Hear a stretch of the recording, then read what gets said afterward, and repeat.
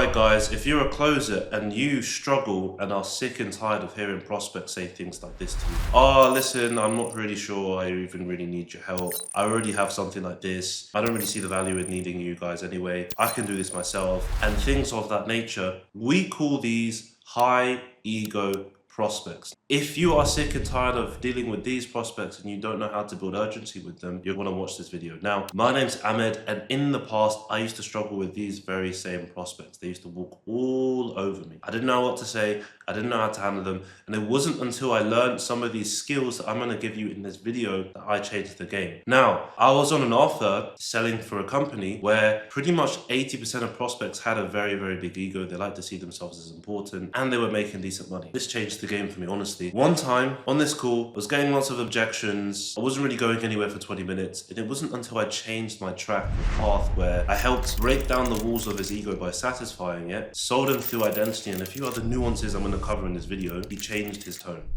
Changed his tone, and 15 minutes later, he went from, I don't even need your help, to, how can I sign up to you right now? And this is the secret sauce that I'm going to give you in this video. The steps that helped me do that. And the results, I closed at a way higher rate. And on this particular offer, in the first 2 weeks of selling here, I was at the top of the leaderboard of new closers. And it was very, very hard for most people to do that. And I was making pretty good cash in the first 2 weeks as well. So in this video, I'm going to cover how to actually break down the walls of the ego, the right frames you could insert to get prospects to want to be sold, how to use identity, how to watch out for cognitive distortions, nuances that a lot of these high ego prospects will try sell you on their bullshit, and how do you make sure you don't get sold on their bullshit, essentially. So if you like the sound of this, you like the sound of making more money, get a notepad and pen, watch this video, take notes, and you're gonna love this one. So without further ado, let's jump into it.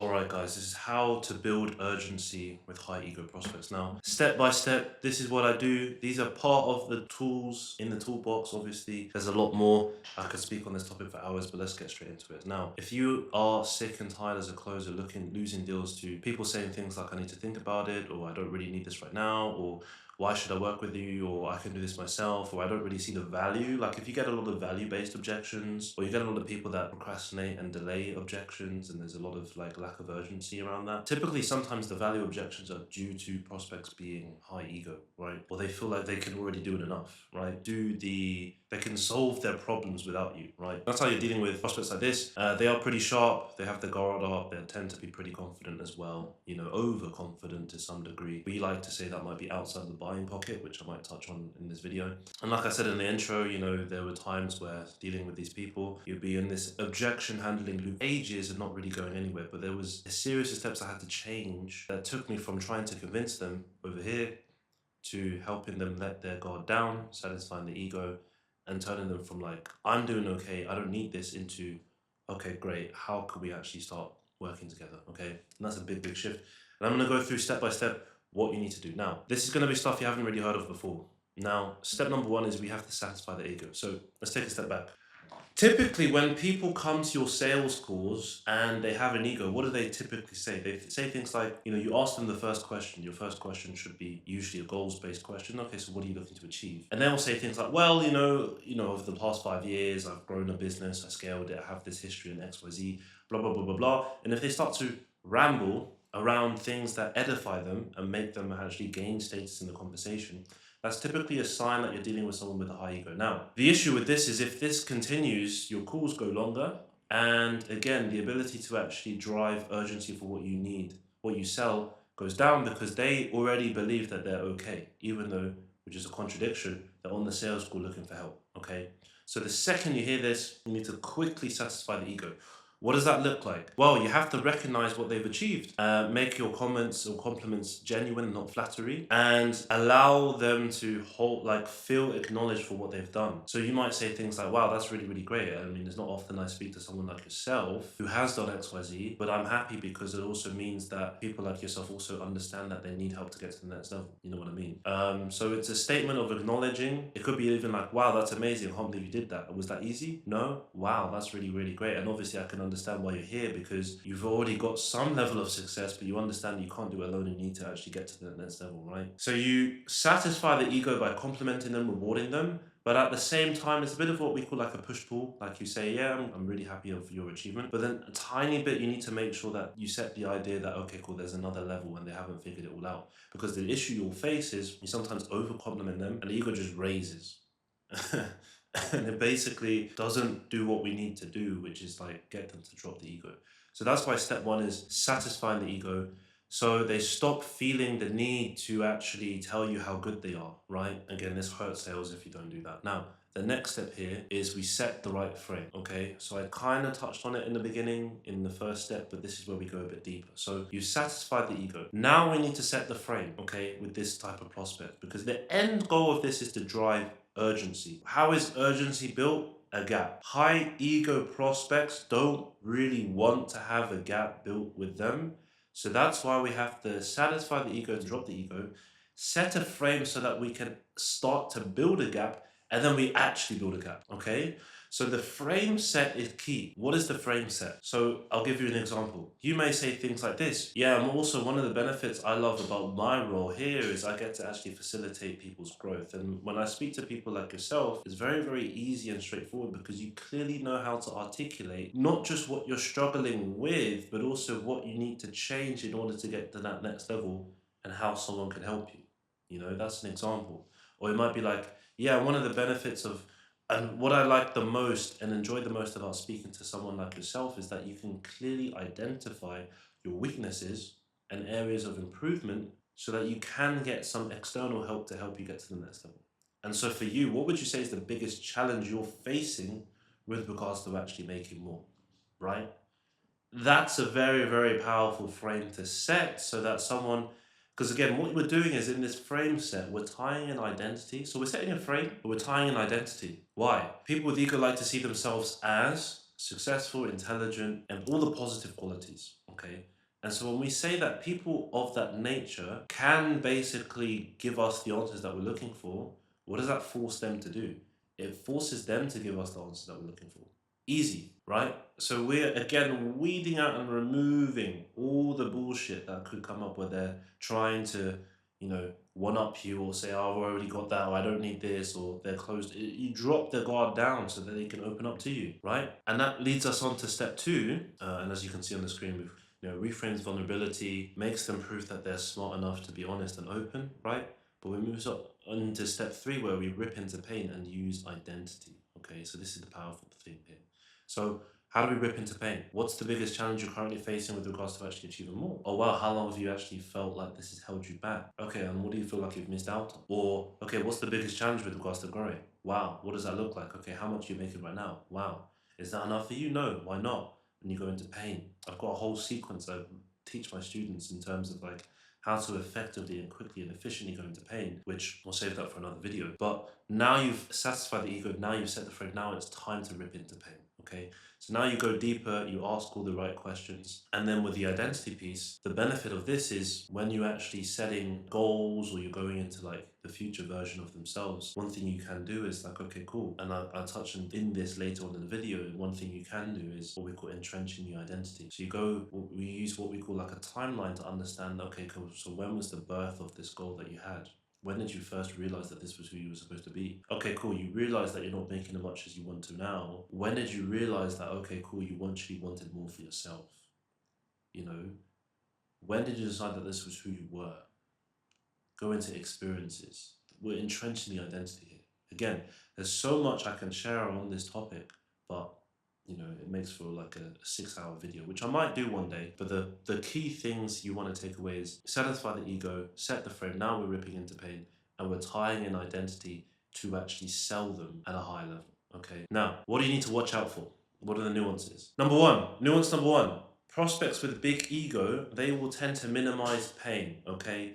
So they may, when you start to go into their current situation, they may say things like, well, listen, I'm not doing that bad, but I want to make more, right? You need to expose this and reframe this and call this out. So whenever you hear that, it's like, okay, cool. Obviously, it's like, yeah, everyone believes they can do more, but why is where you're at not enough for you? Or like, that's interesting. Are you open to a different perspective?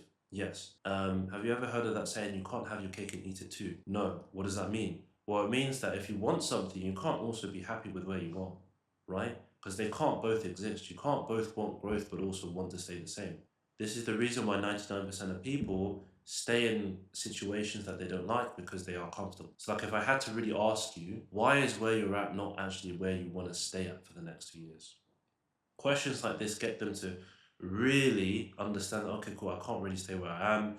Flushes out that stupid minimization cognitive bias, we call it, or distortion, and moves them forward into where they should really go. But yeah, nuance number two, watch out for cognitive distortions. Okay, one of the biggest, and I can make a whole seminar on this, and I actually really studied this with one of my, I love this guy, Kyle So, one of my mentors, shout out to him. One of the best things I learned, right, around cognitive distortions and how people think is through NLP, right? And people with high ego tend to actually have this distortion around goal setting. So they will typically say things like, you ask them, okay, so what do you actually want to achieve? They'll be like, oh, I just want to make as much as possible. It's like, okay, let's get specific. In 6 months, where do you want to be?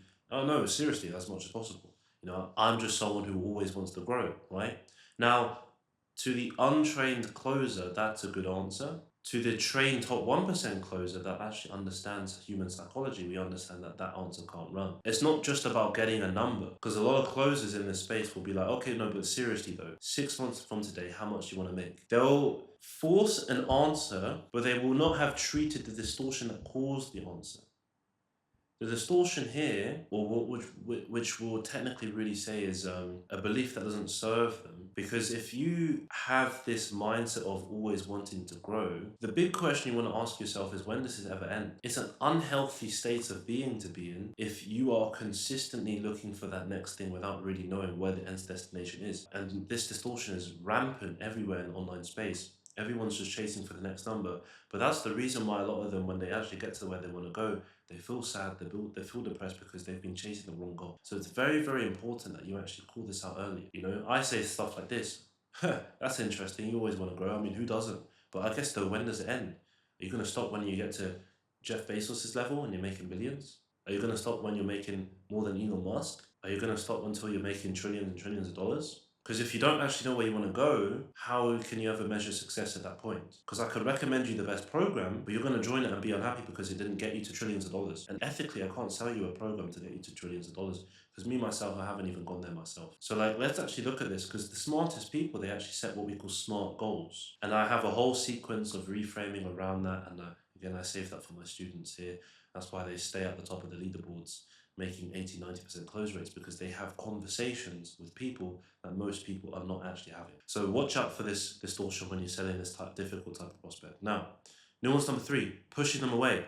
This ties into nuance number one, and this links into what we call the future pay section. So when you're talking about goals and you see your prospects say things like, yeah, you know what, like if I make an extra 50K, nothing really changes, I'm okay. We have to push them away. So it's like, okay, yeah, I guess then why are you even on the call looking to make more? Why not just stay where you are, Or in the future based question, it's like, okay, so when we do help you and help you get to XYZ, because you're already making decent money right now, why even do more? Why not just stay where you are? Because look, I'll be honest, a lot of people would. And you get them to sell themselves to you. I remember I've closed a lot of deals from this alone where there's zero pain. And the only reason I closed is because I gave them one pushback.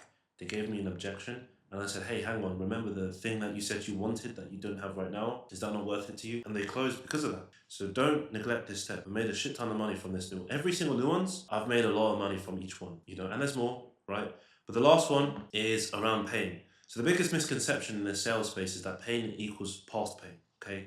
Like people have to be crying, broke, whatever. They have to be in a lot of shit to experience pain. But pain is on a continuum. You can have pain in the past, you can have pain on the present, and you can have pain in the future. Again, one of my big mentors that I learned this concept from. And the issue that people have is they can't actually access future pain successfully, right? And future pain is actually embedded in a sense of regret of what they could have been and them not actually achieving their purpose. And when you tie this into identity, and actually this ties into the next section here, when we talk about selling through the highest level of selling, which is mission and spiritual selling, which again, 99% of the space don't even understand, right? Everyone that wants to talk about identity closing and whatnot, which They understand maybe 10% of that. But identity closing is like there's different levels in sales. You can sell on skills, capabilities, beliefs, identity, mission, and then spirituality. When you actually tie in that last nuance, which was future pain, to mission and spirituality, you are literally adding gasoline on the fire, man. That's where you get people being like, no, no, no, I need to do this. Not I want to, not I could, not I will, I need. That's deep. And again, I have a whole section in my mentorship that I teach my students to do, and that's how they're able to close at a high level. So if you pair everything I've shared here, the big things are satisfy the ego, set the right frames, rip into pain, use identity, watch out for the distortions and some of the other nuances. Pair all of that alone from this video, you're going to be on a really, really good run to succeed. Alright guys, so that's actually how you build urgency with high ego prospects. And as you can see, it's not about being pushy, it's not about being aggressive, it's not about even beating them over the head and saying bye, bye, bye, bye, bye. No, you have to be way more skillful, as you can see. And this is just a snippet of some of the techniques I personally use. Of course, can't share everything, so we'll be here for all day. But it's specifically, from what I've gone through, it's all about, getting them to drop down the ego, setting the right frames, and using identity to get them to buy into a version of themselves that they believe they're destined to become. Okay. Now, look, if you're a sales rep and you struggle with people like these, or you struggle with objections like, this is not a priority for me right now, I need to think about it, and all the other objections under the sun, and you want someone to give you clarity, you want someone to help you, you want someone to actually show you, break down your calls and show you what you need to change to make the most money possible. That's why I'm here, I'm gonna actually include a link in the description to book in a call directly with me, not my team, with me specifically, so that I can actually sit down with you, see where you're at, see what needs to change, and help you get to the next level. Because look, if you're watching this and you are seeing people, close at 70, 80%, you're wondering how, I'm the person that can help you get there. I've helped a lot of my reps go from closing at some 0%, some at 10, some at 20%, get all the way to 70, 80, sometimes even 90% close rates consistently, okay? And if you want to do the same, you want to hit that top 1% closer percentage level, I'm here to help you make sure you can do that, okay? So that's all for this video, guys. If you liked this, let me know in the comments below. Give this a like, hit the subscribe button. I'm going to make more of these videos. The only reason I'm doing this is to help a lot of you guys make more money. I don't need to do this. I want to help you guys out because I was struggling at one point. And yeah, I believe everyone can really crush this game in sales and become a top 1% closer. So if you like the sound of that, hit the subscribe button. I'm going to make more videos like this. Click the link to book in a call, and I'll catch you guys in the next video.